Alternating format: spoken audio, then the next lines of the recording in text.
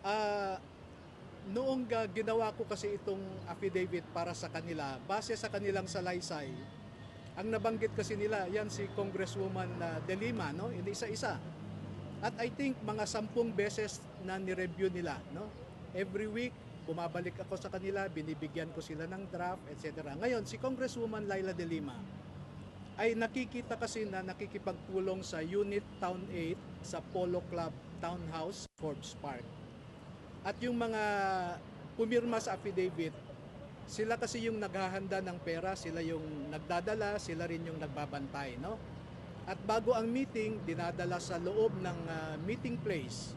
At makikita nila na yung bitbit nilang mga bagahe na may pera, paglabas ng mga nagmi-meeting doon ay bitbit na rin nila ang kaparehong paper bag or maleta man yan.